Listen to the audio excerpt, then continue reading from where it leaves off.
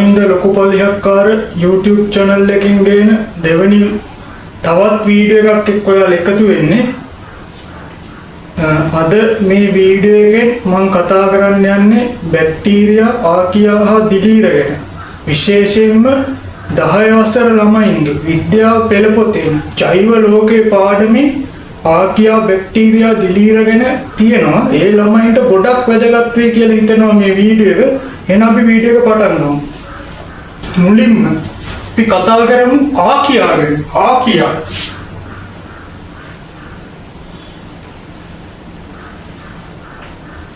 මේ ආකියාවන් ගත්තාම ප්‍රාග්න්‍යෂ්ටික ජීවීන් ඒ වගේම ඒකසෛලිකයින් ආකියාවන් ගත්තාම ප්‍රාග්න්‍යෂ්ටිකයින්, ඒකසෛලික ජීවීන්. ඒ වගේම මේ ආකියාවන් සාමාන්‍ය මිනිස්සෙක්ට ජීවත් වෙන්න ඉතා අපහසු පරිසරවල පවා ජීවත් වෙනවා. සාමාන්‍ය මිනිස්සෙක්ට ජීවත් වෙන්න ඉතා අපහසු පරිසරවල පවා මේ ආකියාවන් ජීවත් වෙනවා. උදාහරණ කිව්වොත් ආන්තික තාපකාමී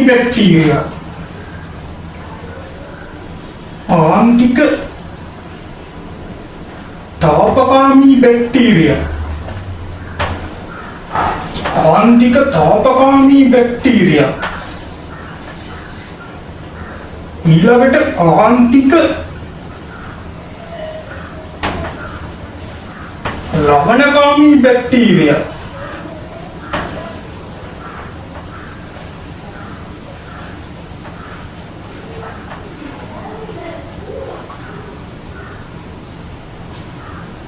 මේ ආකියාවන් ගත්තාම සාමාන්‍ය මිනිස්සෙක්ට ජීවත් වෙන්න ඉතා අපහසු පරිසරවල තමයි මෙයාලා ජීවත් වෙන්නේ. ඒ වගේම සමහර ආකියාවන් ගත්තාම මධ්‍යස්ථ පරිසරවල ජීවත් වෙනවා. මධ්‍යස්ථ පරිසරවල මිතොනජිනස් වගේ එයාලා මධ්‍යස්ථ පරිසරවල ජීවත් වෙන්නේ. ඒ වගේ සමහර ආකියාවන් ගවයා වෙනි සතුන්ගේ ශාක භක්ෂක ආහාර මාර්ගය තුල ජීවත් වෙනවා. ගවයා වෙනි ශාක භක්ෂක ජීවීන්ගේ ආහාර මාර්ගය තුල නිර්වායු තත්ත්වයකදී ජීවත් වෙනවා. සමහර ආකියාවන් ගවයා වෙනි සතුන්ගේ ශාක භක්ෂක ආහාර මාර්ගය තුල නිර්වායු තත්ත්වයකදී ජීවත් වෙනවා. එමෙන්න මෙම ආකියාවන්ගේ සෛල බිත්තිය ප්‍රෝටීන් සහ පොලිසැකරයිඩ් වලින් තමයි හැදිලා තියෙන්නේ. ආකියාවන්ගේ සෛල බිත්තිය ප්‍රෝටීන් සහ පොලිසැකරයිඩ් වලින් තමයි හැදිලා තියෙන්නේ. හරි, අපි ආකියාවන් ගැන ආපහු කතා කරමු. ආකියාවන් ගත්තාම ප්‍රාග්න්‍යෂ්ටික ජීවීන්, ඒකසෛලිකයින්. සමහර ආකියාවන් මිනිස්සෙන්ට ජීවත් වෙන්න ඉතා අපහසු පරිසරවල, එනම් ආන්තික පරිසරවල ජීවත් වෙනවා. ආන්තික තාපකාමී බැක්ටීරියා සහ ආන්තික ලවණකාමී බැක්ටීරියා. සමහර ආකියාවන් මධ්‍යස්ථ පරිසරවල ජීවත් වෙනවා. උදාහරණ මිතොනජිනස්. ඒ වගේම සමහර ආකියාවන් ගවයා වැනි සතුන්ගේ ශාක භක්ෂක ආහාර මාර්ගය තුල නිර්වායු තත්ත්වයටදී ජීවත් වෙනවා. එමෙන්න ආකියාවන්ගේ සෛල බිත්තිය ප්‍රෝටීන් සහ පොලිසැකරයිඩ් වලින් තමයි හැදිලා තියෙන්නේ. ඔය අපි කතා කරේ ආකියාවන් ගැන. ආකියා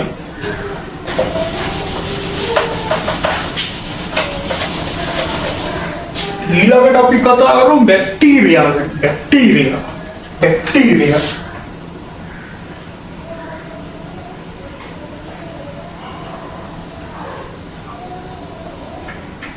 බැක්ටීරියාවන් ගත්තාම මෙයාලා ප්‍රාග්න්‍යෂ්ටිකයින්. බැක්ටීරියාවන් ගත්තාම මෙයාලා ප්‍රාග්න්‍යෂ්ටිකයින්. ඒකසෛලිකයින් ඉන්නවා, ඝනාවාසී ආකාර ඉන්නවා, සූත්‍රිකාමය ආකාර ඉන්නවා. බැක්ටීරියාවන් ගත්තාම බැක්ටීරියාවන් කියන්නේ ප්‍රාග්න්‍යෂ්ටික ජීවීන්.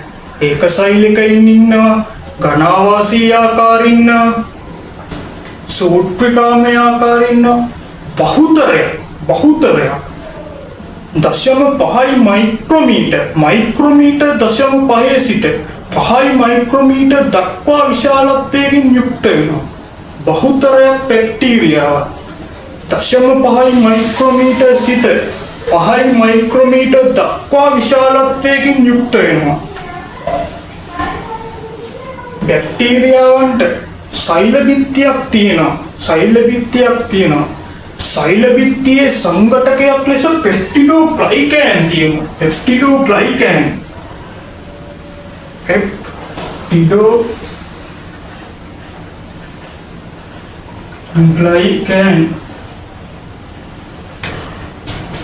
සෛල බිත්තියේ සංඝටකයක් ලෙස පෙප්ටිඩෝග්ලයිකෑන් තියෙනවා. සෛල බිත්තියේ පෙප්ටිඩෝග්ලයිකෑන් පවතින ප්‍රමාණය මත බැක්ටීරියාවන් ආකාර දෙකකට බෙදෙනවා.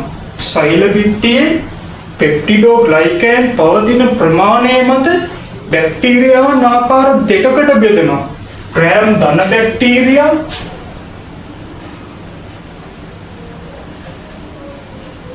ග්‍රෑම්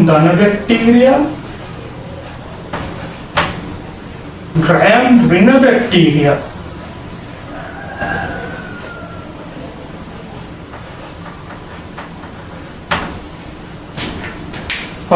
අපි බලමු බැක්ටීරියා ගැන.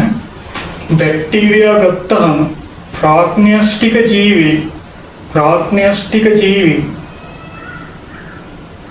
ඒක සෛලිකයින් සූත්‍රිකාමය ආකාර තියෙනවා. ඝනාවාසී ආකාර තියෙනවා. සෛල බිත්තියේ සංඝටක ලෙස පෙප්ටිඩෝග්ලයිකෑන් තියෙනවා. බහුතරය 0.5 මයික්‍රෝමීටර් සිට 5 මයික්‍රෝමීටර් දක්වා විශාලත්වයකින් යුක්ත වෙනවා. සෛල බිත්තියේ පෙප්ටිඩෝග්ලයිකෑන් පවතින ප්‍රමාණය මත ආකාර දෙකක් තියෙනවා. ග්‍රෑම් ධන බැක්ටීරියා, ග්‍රෑම් ඍණ බැක්ටීරියා. විවිධ පෝෂණ ක්‍රම නිරූපණය කරනවා. ස්වයංපෝෂී බැක්ටීරියා ඉන්නවා, විෂමපෝෂී බැක්ටීරියා ඉන්නවා. විවිධ පෝෂණ ක්‍රම නිරූපණය කරනවා. ස්වයංපෝෂී බැක්ටීරියා සහ විෂමපෝෂී බැක්ටීරියා. සමහර බැක්ටීරියාවන්ට ඉතා විශේෂිත හැකියාවක් තියෙනවා. මොකක්ද මේ විශේෂිත හැකියාව? ඒ තමයි වායුගෝලීය නයිට්‍රජන් තිර කිරීමේ හැකියාව. සමහර බැක්ටීරියාවන්ට ඉතා විශේෂිත හැකියාවක් තියෙනවා. මොකක්ද මේ විශේෂිත හැකියාව කියලා බැලුවොත් අපි ඒ තමයි වායුගෝලීය නයිට්‍රජන් තිර කිරීමේ හැකියාව. හරි. දැන් අපි බලමු බැක්ටීරියා ගත්තාම මිනිසාට ප්‍රයෝජනවත් වෙන අවස්ථා වගේම හානිකර අවස්ථාවක් තියෙනවා. බැක්ටීරියාවන් ගත්තාම මිනිසාට හානිකර වෙන අවස්ථාවක් තියෙනවා, ප්‍රයෝජනවත් වෙන අවස්ථාවක් තියෙනවා. අපි බලමු මොනවද කියලා.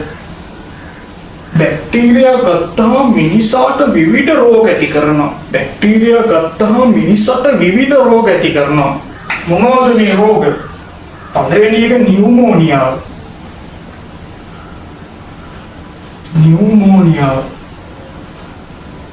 දෙවෙනි එක ක්ෂය රෝගය.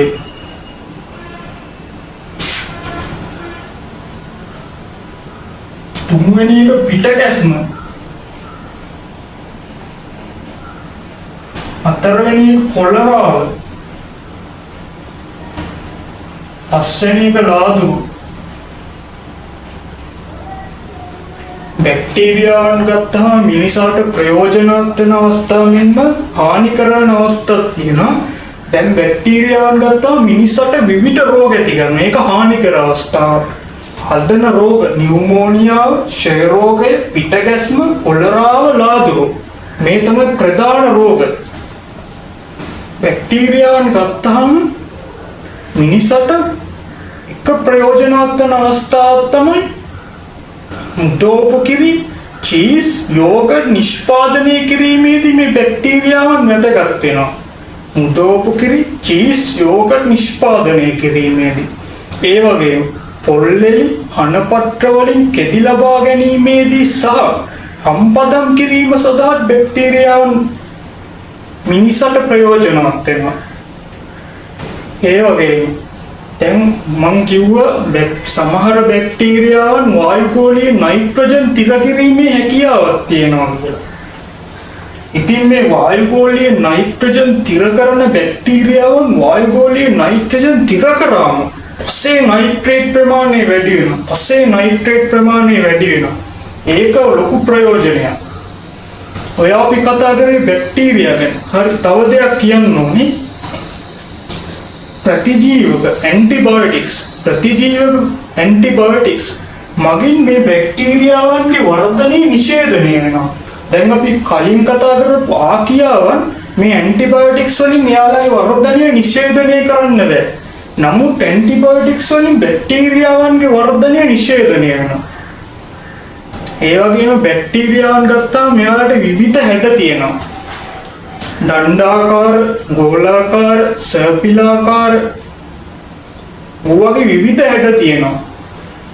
හරි, ඔය අපි කතා කරේ බැක්ටීරියා ගැන.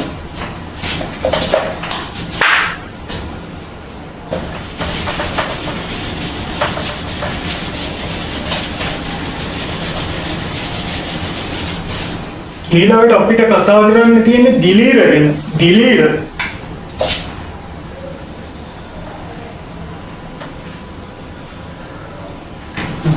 ගත්තහම දැන් කලින් කතා කරපු බැක්ටීරියාවන් ආකියාවන් එයාලගේ තියෙන ප්‍රාග්න්‍යෂ්ටික සංවිධානයක්. හැබැයි දිලීර ගත්තහම දිලීර වල තියෙන්නේ ශූන්‍යෂ්ටික සංවිධානය. දිලීර වල තියෙන්නේ ශූන්‍යෂ්ටික සංවිධානය.